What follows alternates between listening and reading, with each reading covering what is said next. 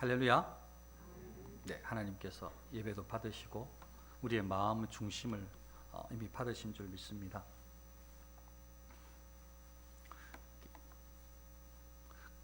금 있잖아요. 뭐 다 아실 테지만 금 순도가 높을수록 이게 용광로에서, 그러니까 높은 온도에서 이걸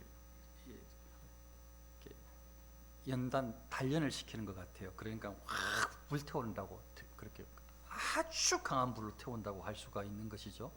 그러니까 뭐 금인 줄 알았는데 막 이것저것 잡동산이 여러 가지가 막 섞여 있으면 사실 좀 금이라고 하기가, 금이긴 금인데 골라내야 되잖아요. 그 방법으로 이렇게 아예 그냥 뜨거운 이 불에 막 태워버리면 녹잖아요. 그럴 때에 다른 것들은 이렇게 좀 다 타버리나 봐요. 그러면은 좀 더 고열해 할수록 그 순금이 되는 거죠. 이 순금이. 그러니까 순금이 되기 위해서는 그 많은 고난이 있어야 되는 거죠.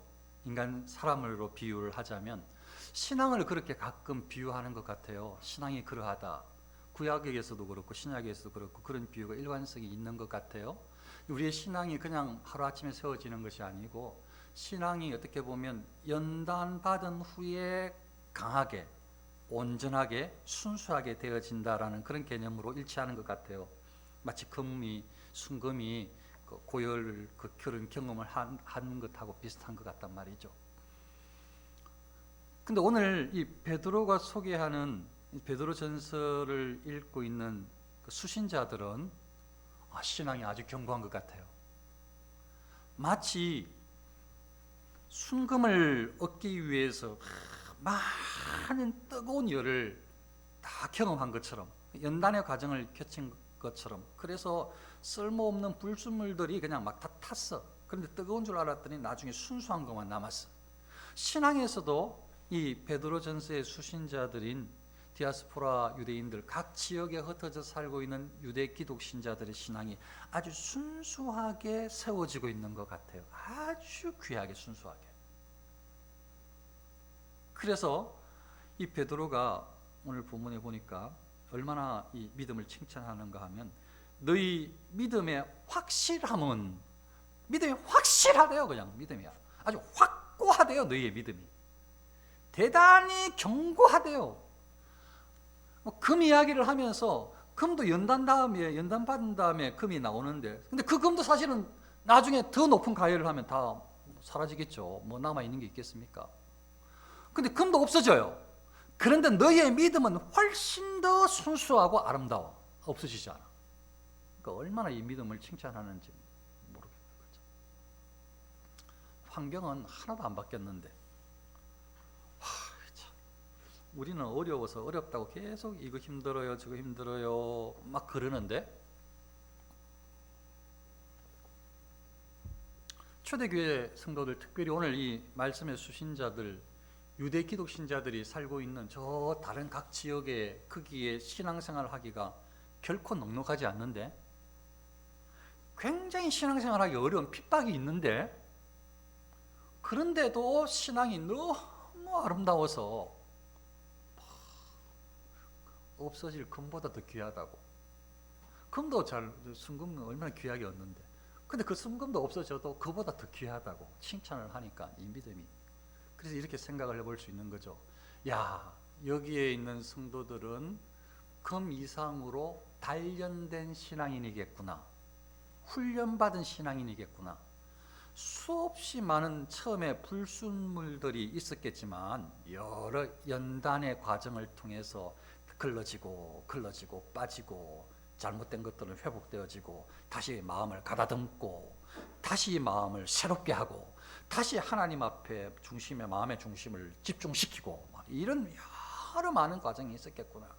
그래서 교회가 든든하게, 환경은 하나도 안 바뀌었는데 먹고 살기 여전히 힘들고, 핍박하는 사람들 여전히 있고, 욕하는 사람들 있고, 속이는 사람들 가득하고, 세상 살기 힘든데, 먹고 살기 힘든데, 이상하게 어려운 일들이 일어나는데, 몸도 아프고 마음도 상처도 입는 일들이 계속 일어나는데, 그럼에도 불구하고 이 믿음의 사람들이 견고하게 신앙이 세워진다 이 말이죠. 마치 정금보다 더 귀하게, 아름답게, 너무 아름답게 교회가 성도들의 신앙이 확실하다. 이 성도들은 어떤 믿음 가운데 살아가는 걸까요? 예수는 그리스도다. 이들의 신앙이 바로 예수가 그리스도다. 예수님이 메시아시다. 예수님이 길이고 진리고 생명이시다. 예수님 밖에는 구원자가 없다. 이 신앙에 아주 견고하게 서 있었기 때문에 어떤 위협, 유혹, 환난, 고난, 역경, 두려움, 근심 아무 염려가 안 되는 거예요. 계속 와도 잠깐 금방 이겨내버려, 떨쳐버려, 그냥 확 밟아버려, 그냥 믿음 없게 하는 것들, 세상적인 것, 악한 것들 처음에 넘어졌다 금방 일어나고 다시 확. 오늘 장로님 기도가 너무 잘 들려지는 거예요. 아휴 참. 어디 또 끊을 거 끊고 이렇게 말씀하셔서 야, 저렇게 살면 너무 멋지겠다 진짜. 말씀을 탁 통해가지고 끊을 건 끊고. 존귀와 영광을 받으옵소서 하는데 그 오늘 설교를 준비한 거거든요. 존귀 영광을 이제 예수님께 하나님께 탁 올리는 기도를 장로님이 하셨거든요 아까. 그런데 이제 우리가 그렇게 예수님을 존귀롭게 영광을 돌리면서 살다가 나중에는 우리가 그 자리에 탁 올라가는데요, 나중에는 우리가 칭찬과 존귀와 영광을 받는 자리에 올라간단 말이에요. 그러니까 장로님 기도가 얼마나 은혜가 됐겠어요 제가. 아휴 참 은혜가 너무 은혜가 됐어요.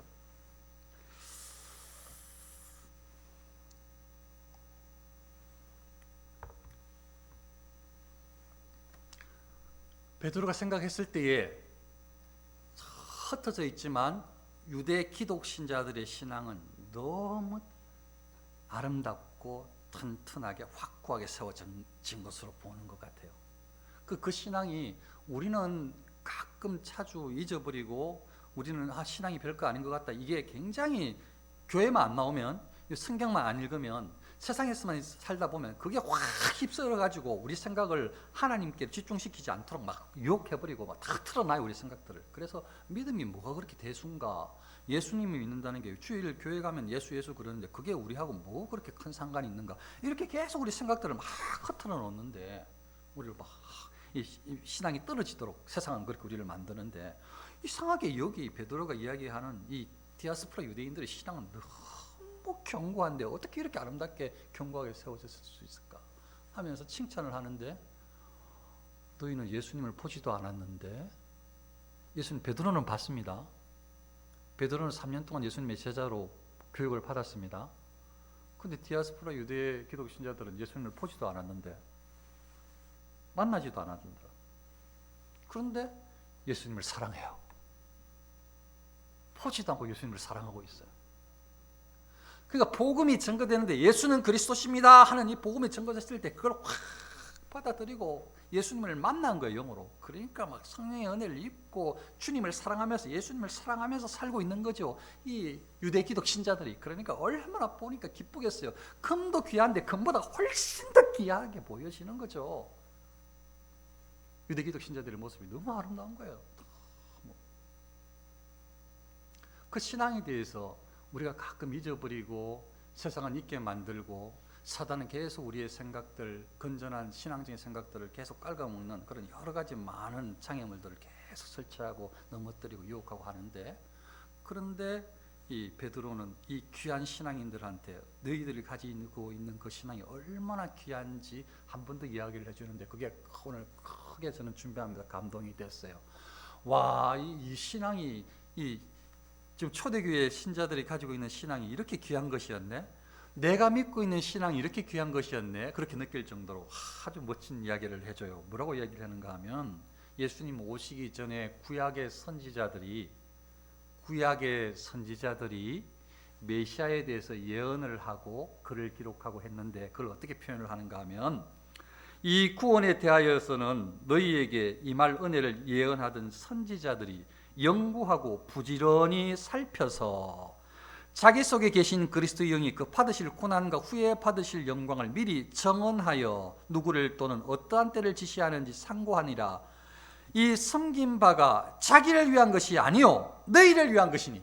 이거는요 선지자들이 일평생 어쩌면 연구하고 막 말씀을 살피고 성령의 은혜로 계시를 받아가지고 글을 기록하고 했는데, 일평생 구약의 선지자들이.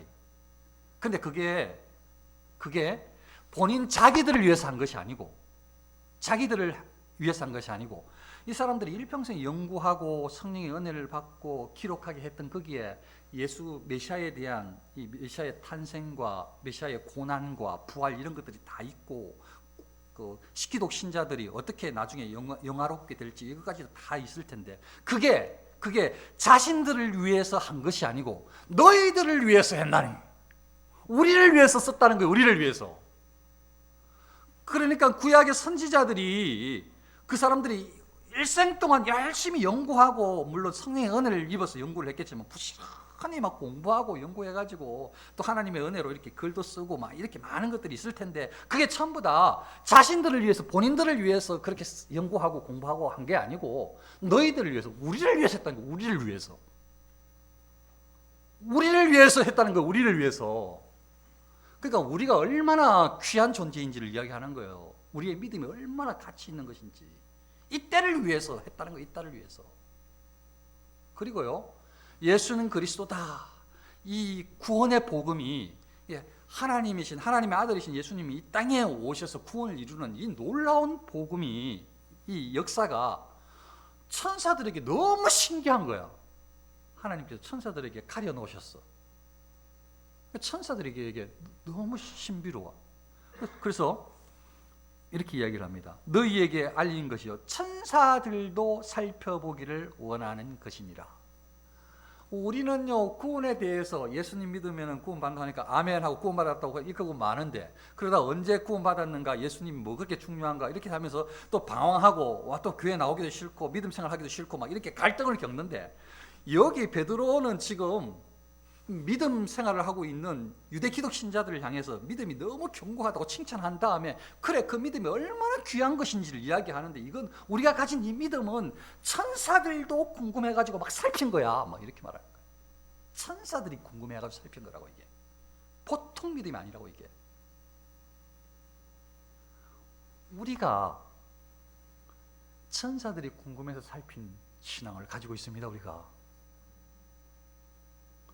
구약의 선지자들이 일생 연구하면서 고민하고 연구하고 성령의 은혜로 이렇게 기록한 그 예수님에 대해서, 예수님을 통해서 누리는 복을 이 유대 기독 신자들이 누리고 있고 우리가 누리고 있습니다. 그러니까 우리가 얼마나 복된 인생을 살고 있는지 말로 다 알 수가 없어요. 이것만을 안다면, 어쩌면 우리가 이것만 정확하게 이해만 한다면, 어쩌면 우리도 지금 베드로가 이야기하고 있는 디아스포라 유대 기독 신자들처럼 정말로 너희들 믿음이, 우리의 믿음이 금보다도 더 귀하다 이렇게 말할 수 있게 될지도 몰라요. 그런 멋진 믿음으로 우리가 나아갈 수 있으시기를 축원합니다.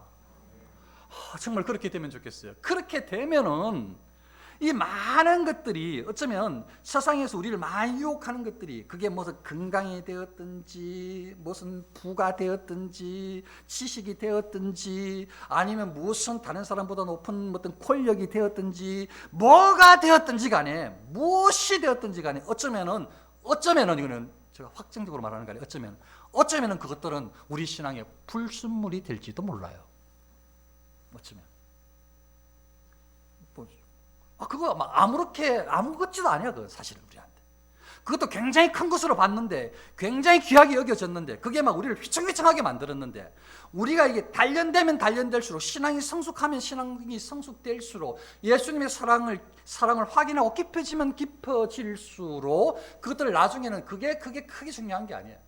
환경은 하나도 안 바뀌었는데 여전히 핍박하는 사람들은 있고, 욕하는 사람들이 있고, 속이는 사람들이 있고, 나아지는 기미는 안 보이는데도 불구하고, 어쩌면 우리도 이 기독 신자들이 누렸던, 초대교회 성도들이 누렸던 그런 기쁨을, 그런 행복감을 이 상태에서 누리게 될 줄도 모르는 것입니다.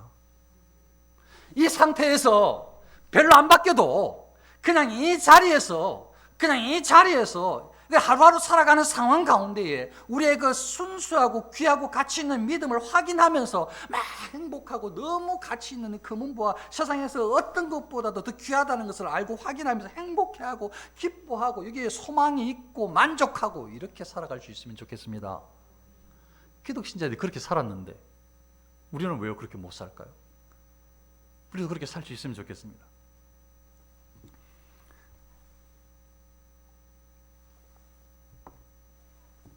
베드로가 디아스포라 유대 기독신자를 향해서 칭찬하는 것 중에 아까 말씀드리기도 했지만 몇 가지만 우리도 한번 점검해보고 우리의 신앙, 나 자신의 신앙을 점검해보고 나에게도 그런 유대 기독신자들의 그런 순수하고 온전한 신앙이 온전하게 자리 잡으면 좋겠다, 잡히면 좋겠다 이런 마음을 오늘 이 시간 가지면 좋겠는데요. 제가 기도 제목으로 드렸던 예수님의 사랑을 확인하고 우리도 예수님을 사랑하게 해달라고 그 기도를 같이 했습니다. 지금 이 기독신자들이 예수님을 사랑한다는 거예요. 예수님을 사랑한대요. 그리스도를 사랑한대요. 그리스도를 사랑하려면 그냥 사랑합니다 이게 되나요? 진짜 사랑을 할수록 사랑에 대해서 표현하는 것이 많아집니다. 표현할 말이 많아진다고요.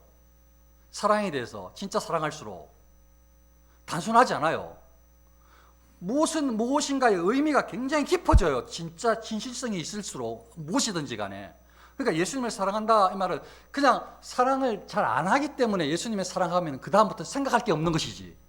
정말 예수님과 사랑 관계가 계속 깊어지기 시작한다면 말할 게 너무 많아질 수가 있어요. 너무 생생해질 수가 있어요. 그걸 우리가 한번 생각해 봐야 되는데 어떻게 하면 예수님의 사랑을 확인하고 우리도 예수님을 사랑할 수 있을까? 나는 어느 정도 예수님을 사랑하는가?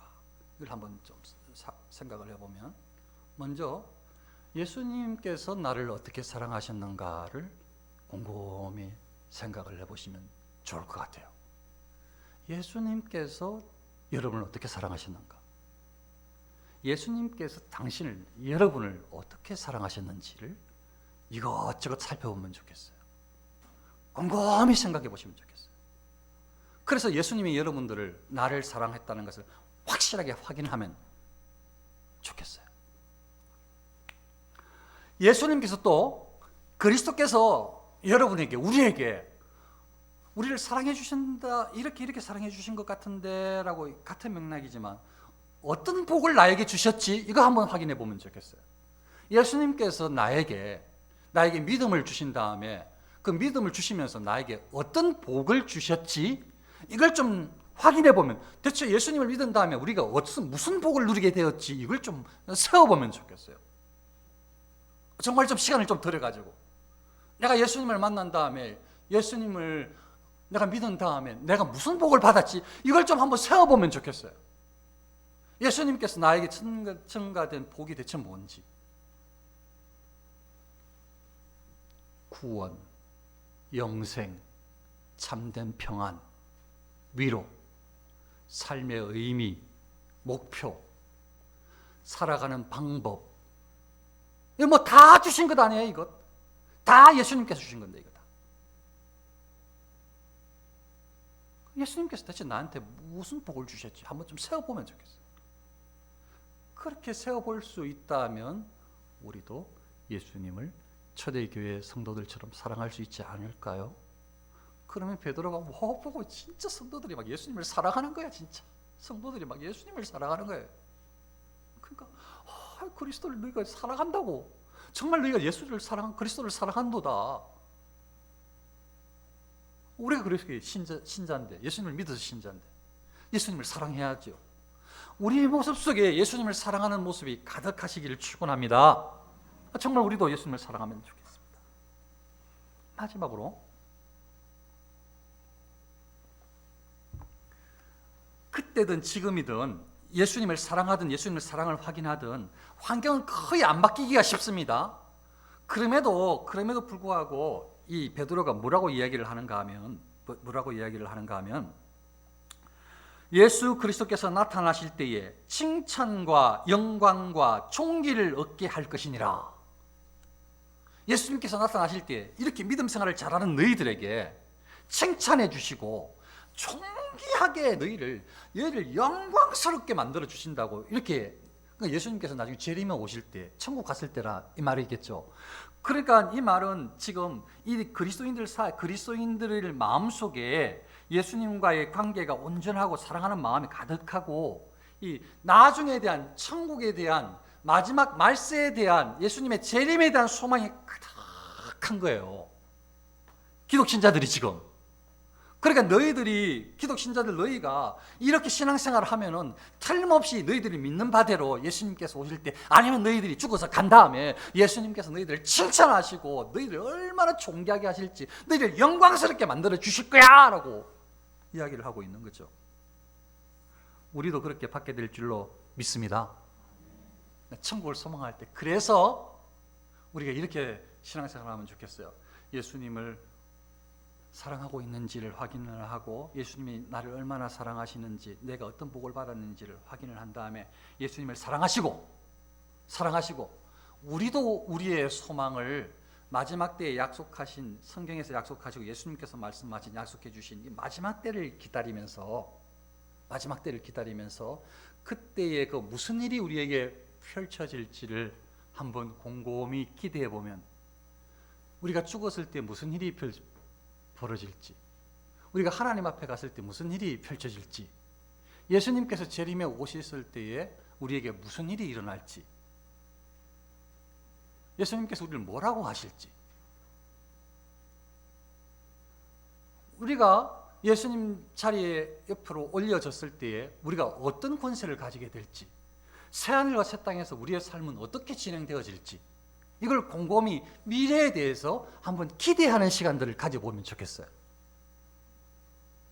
그렇게 된다면 우리의 믿음은 예수님을 통해서 구원받고 믿음 생활하고 있는 우리의 이 믿음은 초대교회의 성도나 중세 때의 성도나 100년 전의 기독신자의 모습이나 지금 우리의 모습이나 앞으로 수백 년 지날 때의 기독교인의 모습이나 절대 바뀌지 않습니다. 달라지지 않아야 돼요.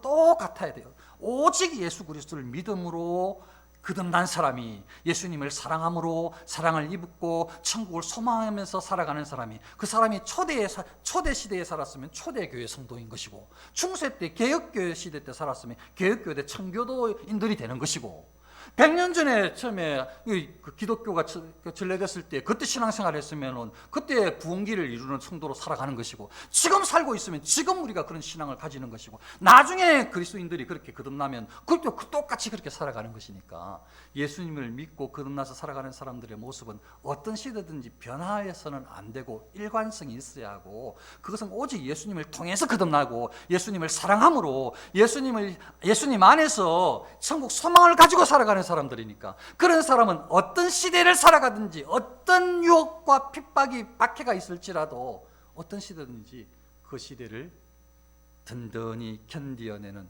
인내하는 능력 있는 그리스도인으로 서게 될 줄로 믿습니다. 그래서 우리나라 교회 전래됐을 때 처음에 부흥기에도 얼마나 핍박이 심했는데 그래도 교회가 계속 부흥했잖아요. 교회 회개가 일어나고, 청교도들 얼마나 핍박을 많이 받았는데요. 그래서 나중에는 이제 신대륙을 찾아서 간 것 아니에요. 신앙을 지키기 위해서. 신앙을 가장 가치 있는 것으로 여겼어요. 시대마다. 믿음을 가장 가치 있는 것으로 여겼다고요. 시대마다 하나님의 사람들이. 초대교회도 믿음을 가장 가치 있는 것으로 여겼다고요. 우리도 믿음을, 예수는 그리스도다, 이 믿음을 가장 가치 있는 것으로 여기시고 믿으시고 주님의 사랑을 경험하고 사랑하고 나누시면서 천국을 소망하고 기대하시면서 그렇게 천국에 가셨을 때에는, 예수님의 재림 때를 경험하실 때에는 정말 말할 수 없는 칭찬, 존귀, 영광을 다 받아 누리시는 저와 여러분들 될 수 있으시기를 축원합니다. 신앙생활, 믿음생활 주 안에서 사랑하며 하나를 이루며 잘 같이 한번 이루어 가십시다. 할렐루야!